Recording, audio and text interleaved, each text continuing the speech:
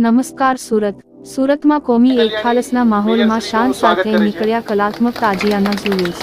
સુરત પૂર્વના ધારાસભ્ય Shri Arvindbhai, mayor Shri Daksheshbhai, police commissioner Shri અનુપમજી, Hindu સાધુ એમરીશાનંદજીની પ્રેરક હાજરીમાં કરાયું સન્માન, તેમજ 10 તાજિયાને ટ્રોફી પણ આપવામાં આવી।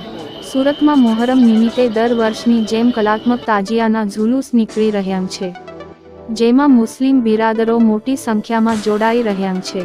હજરત ઇમામ હુસૈને કરબલા માનવતાના મૂલ્યોના રક્ષણ માટે બલિદાન આપ્યું હતું, તેની યાદમાં મુસ્લિમ સમુદાય દ્વારા તાજિયા જુલુસ કાઢીને શોક મનાવવામાં આવી રહ્યો છે। આ પ્રસંગે કોઈ અનિચ્છનીય બનાવ ન બને તે માટે પોલીસ દ્વારા પૂરતો બંદોબસ્ત ગોઠવવામાં આવ્યો છે।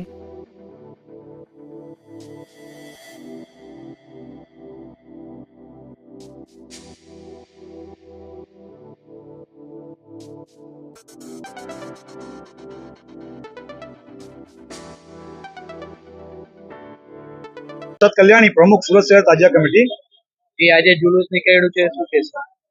આજરોજ આપ જોઈ રહ્યા છો કોમી એકતાના માહોલમાં અને ખૂબ વહેલું સમય કરતા પણ પહેલા જુલુસ સ્ટાર્ટ થયું છે।